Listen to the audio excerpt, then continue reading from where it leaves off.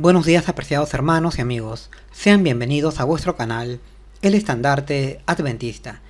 Bien, siguiendo con nuestra temática del santuario, el día de hoy estudiaremos aquellos acontecimientos que sucedieron en Jerusalén y que llevaron a que se pasara de aquel espléndido y admirable tabernáculo que Salomón construyó para el Señor a un sencillo y definitivo templo o santuario que construyó Zorobabel y el remanente judío que volvió de Babilonia, por lo que nuestra lección de hoy llevará por título Del primer templo al segundo.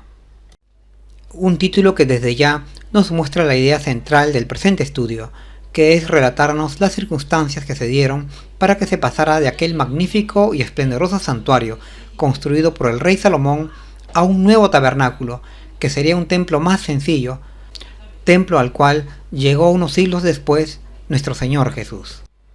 Como introducción a nuestro tema, tenemos un interesante versículo en Ageo 1.14, el cual nos dice que Zorobabel y Josué, líderes del remanente de Dios que volvió de la cautividad, oyeron el mensaje alentador de los profetas Ageo y Zacarías, y junto al pueblo decidieron retomar el trabajo de reedificar el templo de Jerusalén, pues esto era lo que Dios les pedía que hicieran. Bien, dicho esto, desarrollemos las preguntas de esta ilustrativa lección. Tenemos un primer subtítulo que dice Imágenes de animales en el templo. Pregunta número 1. Menos de 4 siglos después de la construcción del templo, ¿qué hacía la gente en la casa de Dios? Y según lo que se le mostró a Ezequiel, ¿qué estaba en la entrada del templo? Bien, 4 siglos después de haber sido construido por Salomón el gran templo de Jerusalén y consagrado para la adoración al Señor, en aquel tiempo, los sacerdotes y ministros que servían en el templo se desviaron de la adoración al Señor e introdujeron una falsa adoración, pues pusieron dentro del templo una imagen llamada imagen del celo con el fin de adorarla. Así lo vemos escrito en Ezequiel 8, versos del 3 al 5 que nos dicen: Y el Espíritu me alzó entre el cielo y me llevó a Jerusalén, a la entrada de la puerta de adentro que mira hacia el norte, donde estaba la habitación de la imagen del celo, la que hacía celar, y me dijo: Hijo de hombre, alza ahora tus ojos hacia el lado del norte. Y alcé mis ojos hacia el lado del norte, y he aquí al norte, junto a la puerta del altar, la imagen del celo en la entrada. Es decir, hermanos, en el tiempo del profeta Ezequiel, el pueblo de Dios había caído en idolatría, de tal manera que el templo de Jerusalén, que antes había sido consagrado para la adoración al Señor, ahora estaba siendo utilizado para un culto idolátrico. En otras palabras, Israel había dejado a su Señor, cayendo en apostasía, y esto a pesar de saber por medio de la ley que no debían construir ni adorar imágenes o ídolos, pues ellos eran pueblo de Dios. Tenemos también una subpregunta que dice: ¿qué estaba a la entrada del templo? Bien, lo que estaba en la entrada del gran templo de Jerusalén era la imagen del celo. Así lo vemos escrito en Ezequiel 8.5 que nos dice: Y me dijo: Hijo de hombre, alza ahora tus ojos hacia el lado del norte. Y alcé mis ojos hacia el lado del norte, y he aquí al norte, junto a la puerta del altar, la imagen del celo en la entrada.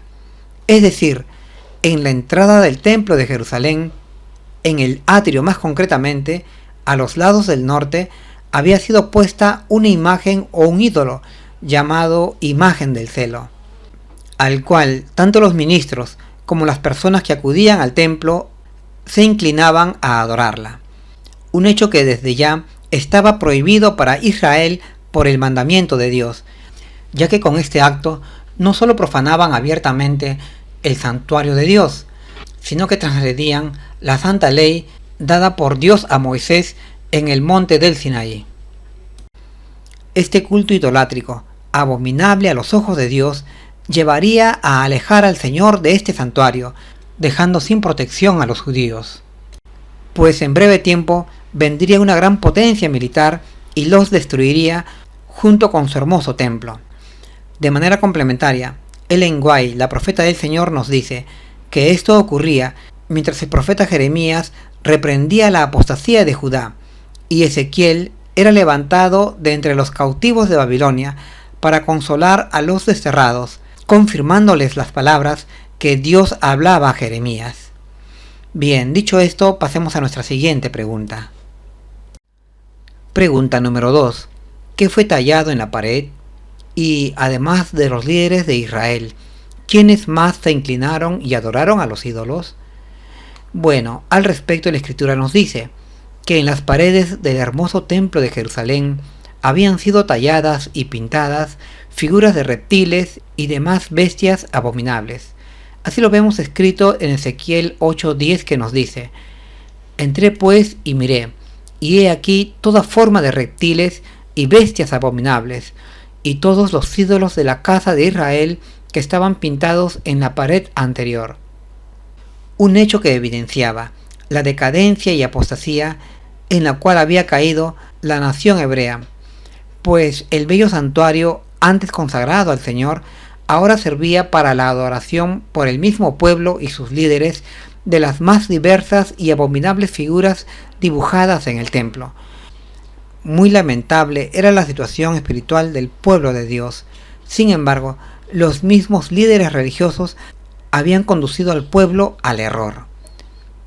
Tenemos también una subpregunta que dice: ¿quiénes más se inclinaron y adoraron a los ídolos? Bien, la Escritura nos dice que además de los sacerdotes, ministros del santuario, los ancianos de Israel también se inclinaron ante las imágenes o figuras de animales que estaban pintadas en el templo de Jerusalén. Así lo vemos escrito en Ezequiel 8, versos 11 y 12, que nos dicen: y delante de ellos estaban 70 varones de los ancianos de la casa de Israel, y Hazanías, hijo de Safán, estaba en medio de ellos, cada uno con su incensario en su mano, y subía una espesa nube de incienso. Y me dijo el Espíritu: Hijo de hombre, ¿has visto las cosas que los ancianos de la casa de Israel hacen en tinieblas, cada uno en sus cámaras de imágenes pintadas? Porque dicen ellos: no nos ve Jehová, Jehová ha dejado la tierra. Lamentable pues la situación en la cual había caído la nación de Israel, y especialmente sus líderes, pues los ancianos de Israel, consagrados para cuidar y para conducir a Israel por los caminos del Señor, eran los que dirigían este abominable culto o servicio de adoración a estas imágenes construidas en el templo de Jerusalén. Ellos pues habían apostatado de la fe en Dios, ya que decían: el Señor se ha ido de la tierra y no nos ve, y junto a ellos también cayó el pueblo de Dios. Al respecto, la mensajera del Señor nos dice que en el 6º año del reinado de Sedequías, el Señor reveló a Ezequiel en visión algunas de las abominaciones que estaban practicándose en Jerusalén, y especialmente dentro de las puertas de la casa del Señor. En visión pasaron ante los ojos del profeta imágenes de serpientes y animales abominables, todos ellos ídolos en la casa de Israel, y los que debieran haber sido guías espirituales del pueblo de Dios, los ancianos de la casa de Israel, los vio ofreciendo incienso ante estas representaciones idolátricas. En realidad, estos malos líderes de Israel alentaban al pueblo a la apostasía con sus prácticas paganas. Muy lamentable entonces la situación espiritual que se vivía en Jerusalén en los tiempos del profeta Ezequiel. Bien, pasemos ahora a nuestra siguiente pregunta. Tenemos un segundo subtítulo que dice: se adoraba al sol. Pregunta número 3. ¿Qué hacían las mujeres en la entrada del edificio? Y también, ¿qué hacían los hombres en el atrio?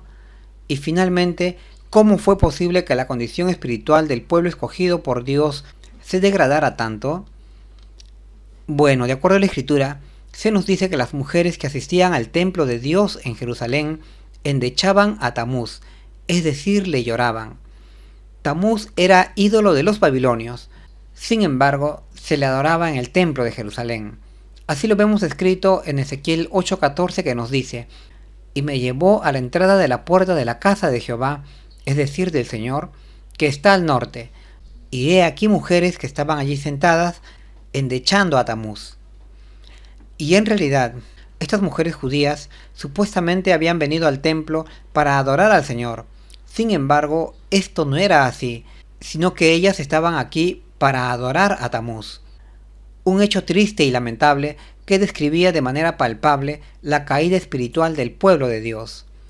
Vemos entonces que en el tiempo del profeta Ezequiel, la situación del pueblo judío era espiritualmente lamentable, ya que habían caído en la idolatría, pues en vez de adorar a Dios, adoraban a ídolos en el gran templo de Jerusalén, el cual había sido construido como santuario o casa del Señor. Y en realidad, hermanos, este gran templo o santuario que construyó Salomón exclusivamente para la adoración al Señor, estaba siendo utilizado para la adoración a ídolos paganos, tales como Tamuz, la imagen del celo, etc. Imágenes que no deberían estar aquí, al menos que alguien con mucho poder e influencia los hubiese puesto.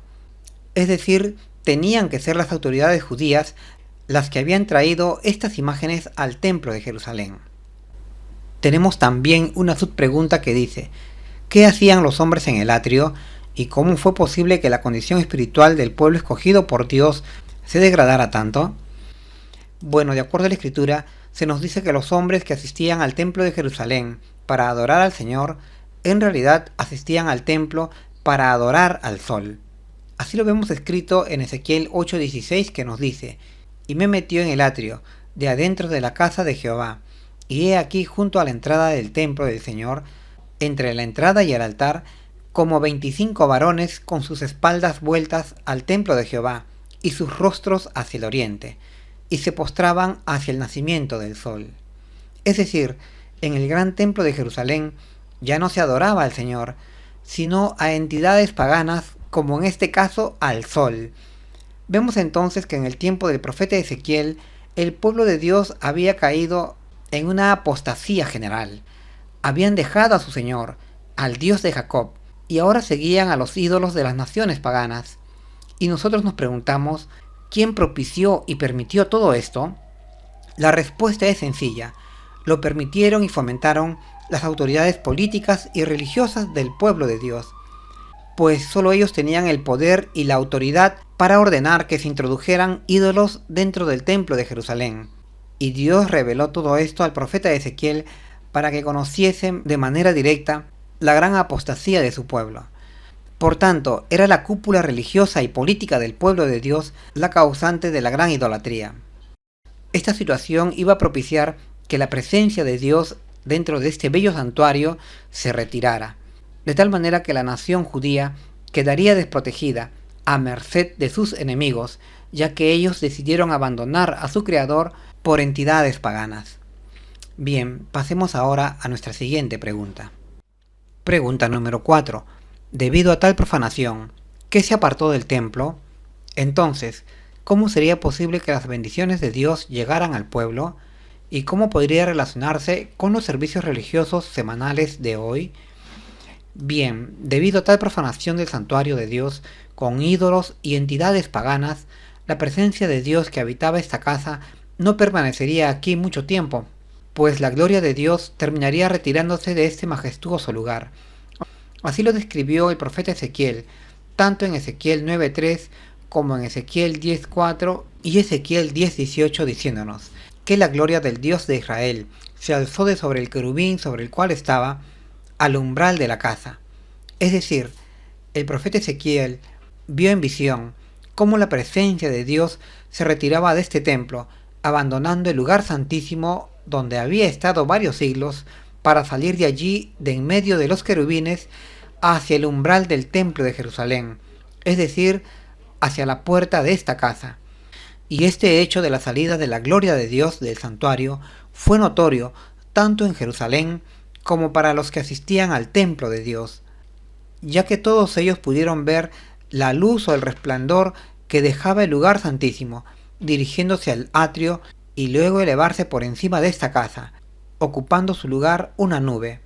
Así lo vemos escrito en Ezequiel 10:4, que nos dice: y la casa fue llena de la nube, y el atrio se llenó del resplandor de la gloria de Dios.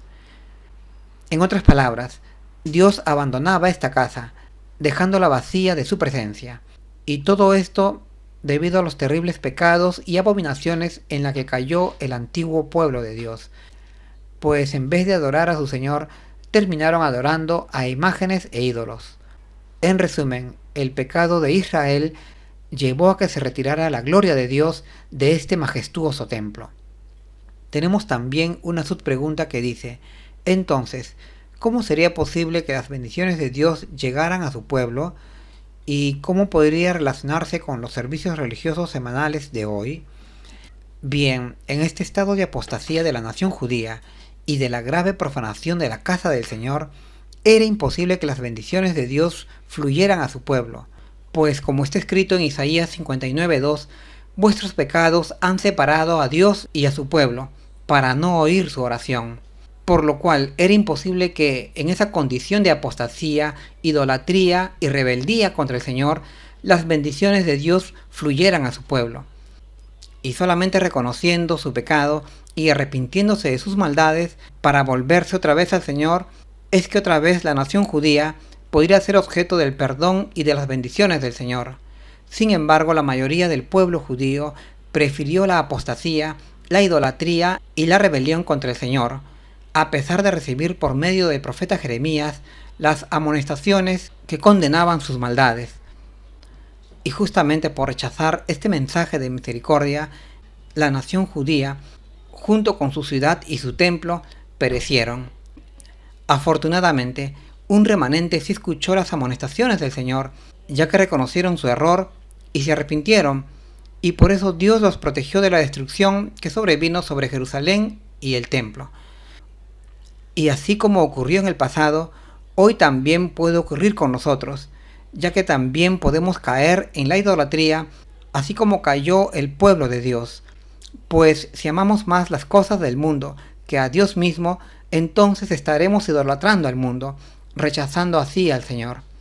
Además, así como Judá profanó la casa del Señor con sus ídolos que introdujo, así también nosotros podemos caer en la profanación del Santo Sábado, si es que en este día sagrado, que es día del Señor, hacemos nuestra voluntad y no lo dedicamos para la adoración del Señor. Que Dios nos guarde de no caer en semejante error. Pasemos ahora a nuestra siguiente pregunta. Tenemos un tercer subtítulo que dice: el arca retirada del templo. Pregunta número 5.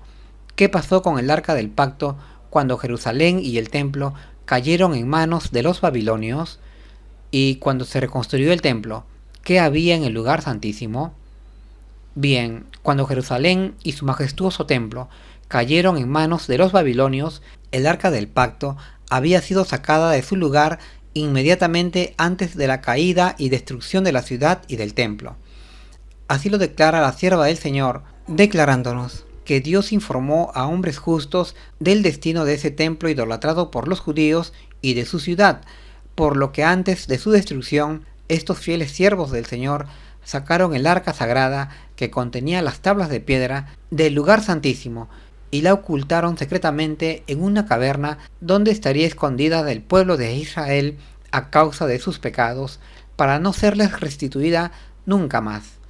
Además de esta revelación, la sierva del Señor agrega que el arca del pacto sigue aún escondida hasta hoy, pero que en un tiempo señalado por Dios, ésta volverá a aparecer, para que la ley sea un testimonio a la humanidad que ha rechazado los mandamientos del Señor.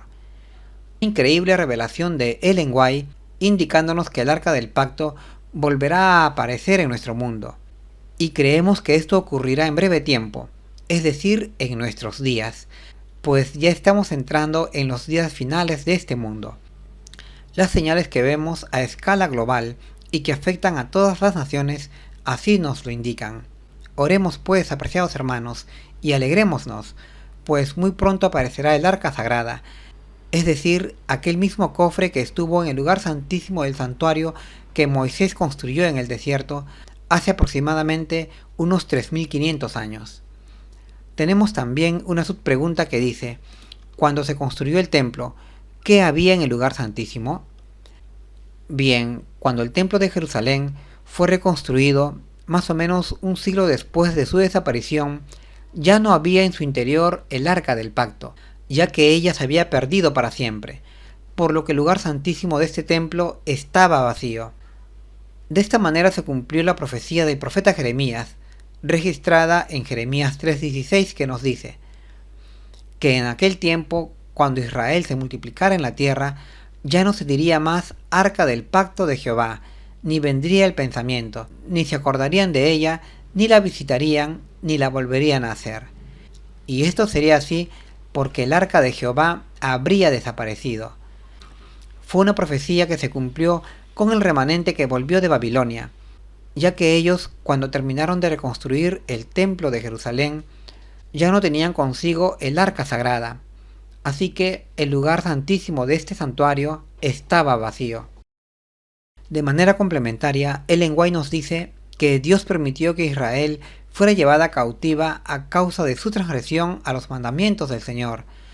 Era una medida necesaria que ayudaría a las generaciones sucesivas de judíos a reconocer el error de sus antepasados, de tal manera que ahora pudiesen mantenerse fieles a la santa ley de Dios, la cual ahora estaría escrita en sus mentes y corazones. Bueno, pasemos ahora a nuestra siguiente pregunta. Pregunta número 6. En el año 586 a.C., ¿qué sucedió con el glorioso templo que había sido construido por Salomón? ¿Y qué aprendemos del hecho que un edificio tan maravilloso y bendito terminó en completa devastación? Bien, en el año 586 a.C., el hermoso templo que el rey Salomón construyó como casa de Dios fue quemado y finalmente destruido junto con la ciudad de Jerusalén, pues el ejército babilonio que había sitiado la ciudad entró en ella y destruyó todo lo que estaba a su paso, dejando hecho cenizas el hermoso santuario de Dios. Así lo vemos escrito en 2 de Crónicas 36, versos del 17 al 19, donde se nos dice que los caldeos vinieron contra Jerusalén y mataron a espada a sus jóvenes en la casa de su santuario, sin perdonar joven ni doncella, ni viejo ni decrépito. Asimismo se llevaron con ellos todos los utensilios de la casa de Dios y los tesoros de la casa de Jehová. También se llevaron consigo los tesoros del rey y de sus príncipes. Todos se lo llevaron a Babilonia y quemaron la casa de Dios. También consumieron a fuego todos sus palacios y destruyeron todos sus vasos preciosos. Notable descripción que el cronista Esdras nos declara acerca de lo que aconteció en ese año 586 a.C. con Jerusalén y el templo de Dios, y todo esto como consecuencia de los pecados de Israel. Pues por los muchos pecados del pueblo de Dios, toda su ciudad y su templo quedó hecho cenizas. Tenemos también una subpregunta que dice: ¿qué aprendemos del hecho que un edificio tan maravilloso y bendito terminó en completa devastación? Bien, la lección que encontramos en este trágico final del magnífico y costoso templo de Jerusalén, construido como casa de Dios, es que el pecado trae como consecuencia inevitable la destrucción y la muerte, y los judíos pecaron en extremo, apostatando de su fe y profanando la casa de Dios, casa en donde ellos desarrollaron toda clase de abominaciones, por lo cual Dios tuvo que alejarse de esta casa, pues ya no era su casa, sino que su pueblo la convirtió en casa de ídolos o de demonios. Muy grave fue entonces el pecado del pueblo de Dios, lo cual ineludiblemente trajo la destrucción de este templo, de la ciudad y de la nación escogida, la cual en su gran mayoría pereció a espada en ese año 586 a.C., y a pesar de que se dirigieron mensajes de advertencia para que el pueblo abandonara sus maldades y abominaciones y así evitaran el juicio de Dios, sin embargo, la nación judía en su gran mayoría rehusó escuchar las advertencias del Señor dadas especialmente por el profeta Jeremías, salvo un pequeño remanente que salvaron su vida, ya que fueron llevados cautivos a Babilonia, lugar en donde permanecerían cautivos por 70 años. Y así también puede ser hoy con nosotros, pues también el mundo entero se dirige a este mismo final si sigue abusando de la gracia de Dios con sus continuas maldades y abominaciones que ofenden y desafían abiertamente la voluntad del Señor. Por eso es necesario que aprendamos de estas experiencias que vivió el antiguo pueblo de Dios y que también reconozcamos que somos pecadores y que necesitamos del perdón de Dios. Esto es necesario realizar para que el Señor pueda hacer de nosotros su pueblo especial de entre todos los demás pueblos de la tierra. Bien, pasemos ahora a nuestra siguiente pregunta. Tenemos ahora un subtítulo final que dice: el mandato de Dios de reconstruir su casa. Pregunta número 7. ¿A quién usó el Señor para reconstruir el templo? ¿Y cómo es cada hijo de Dios responsable también de construirle casas sagradas en diferentes lugares? Bien, derribado el hermoso templo de Jerusalén, aquel que construyó Salomón como casa de Dios, pasarían unos 70 años para iniciar la reconstrucción de este santuario, por lo que Dios levantó al rey persa llamado Ciro el Grande para que le construyera su casa en Jerusalén. Así lo vemos escrito en 2 de Crónicas 36, verso 23, y también en Esdras 1:3, que nos dice: así dice Ciro, rey de Persia: Jehová, el Dios de los cielos, me ha dado todos los reinos de la tierra, y él me ha encargado que le edifique casa en Jerusalén, que es Judá. ¿Quién hay de vosotros de todo su pueblo? Jehová su Dios sea con él, y suba a edificarle casa para él. Es decir, de manera providencial, Dios utilizó a un hombre que no le conocía para que le edificara un templo en Jerusalén. Y sería con la participación de un remanente de los judíos que vivían en Babilonia como se conseguiría reconstruir el antiguo templo de Jerusalén derribado unas décadas atrás. Para este propósito, el rey Ciro promulgó un decreto con el cual liberaba a los judíos que aún vivían cautivos en Babilonia, para que en libertad y de manera voluntaria fuesen a Jerusalén a reedificar el derribado templo de Jerusalén. Este remanente judío fue conducido por Zorobabel, un judío nacido en Babilonia, del linaje de los príncipes de Judá, cuyo nombre hebreo era Sesbazar. Él, junto con el sacerdote Jesúa, fueron a Jerusalén al mando del remanente judío para edificar en Jerusalén un santuario o casa para Dios. Y esta experiencia es muy ilustrativa para nosotros, que somos el remanente de Dios de este final de los tiempos, pues nosotros también tenemos la misión de reconstruir o reedificar el templo espiritual de Dios en nuestras vidas, de tal manera que sea restaurada otra vez el carácter de Dios en la humanidad. Pues al principio Dios nos hizo conforme a su imagen y semejanza, imagen que ha sido borrada de nosotros a causa del pecado. Esta es pues nuestra misión como pueblo de Dios, de edificarle un templo o una casa espiritual en nuestros cuerpos como morada del Espíritu Santo.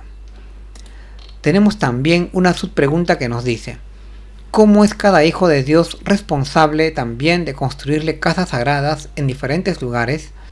Bien, así como el remanente de los judíos que se hallaba cautivo en Babilonia volvió a Jerusalén para reconstruir el templo del Señor, así también es con nosotros, como pueblo de Dios de este final de los tiempos, pues tenemos la misión de edificar un templo para Dios, un templo espiritual en nuestros corazones o nuestras mentes, donde habite el Espíritu Santo. Y por este motivo es necesario que nosotros busquemos la santidad en nuestro ser, pues sólo así podrá habitar en nuestros corazones el Espíritu de Dios. Recordemos las palabras del apóstol Pablo en 2 de Corintios 6:14, que nos dice que somos templo de Dios. Bien, dicho esto, pasemos a nuestra última pregunta. Pregunta número 8. ¿Quiénes estuvieron presentes cuando se colocaron los cimientos del templo reconstruido del Señor? ¿Y cómo puede ser uno de los constructores de la casa de Dios?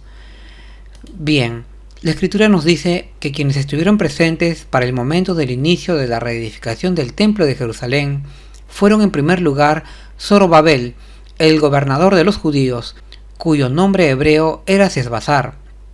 También estuvo presente el sumo sacerdote Jesúa, pero además de ellos estaban presentes todos los jefes de las casas de familia del remanente judío junto con sus hijos, tales como Cadmiel y sus hijos, Josadab y sus hijos, quienes estaban encargados de poner los cimientos, ya que eran albañiles. También estuvieron presentes los hijos de Enadac, los hijos de Asaf, quienes estaban con las trompetas para animar la ceremonia de inicio de la edificación del templo. Es decir, las principales personalidades judías estuvieron presentes juntos con sus hijos en este solemne momento del inicio de la construcción del gran templo de Dios. En realidad, el remanente judío estaba muy entusiasmado, pues amaban al Señor y dejaron todos sus bienes en Babilonia para venir a Jerusalén a edificar la casa del Señor. La Escritura nos dice que ellos comenzaron a edificar en el segundo año de su retorno a Jerusalén y terminaron esta obra en el sexto año del rey Darío. Tenemos también una subpregunta que dice: ¿cómo puede ser uno de los constructores de la casa de Dios? Bien, así como el remanente judío que volvió de Babilonia a Jerusalén para reconstruir el templo de Dios, pues amaban al Señor y querían hacer su voluntad, así también nosotros, si amamos al Señor con todo nuestro corazón, alma y fuerzas, y tenemos el buen deseo de hacer su voluntad, entonces seguramente podremos participar en la construcción del gran templo espiritual del Señor, templo que actualmente nuestro Salvador, Cristo Jesús, está construyendo aquí en la tierra, y el Señor necesita de nuestra participación para la culminación de este gran templo espiritual, que es en realidad la formación de su santo reino, un reino de justicia, bondad y paz, donde habitará el Espíritu del Señor. Este templo o reino espiritual, cuya piedra angular es nuestro Señor Jesús, será similar al admirable templo que construyó el rey Salomón. Esto simbólicamente hablando, ya que estará edificado con la justicia de Cristo.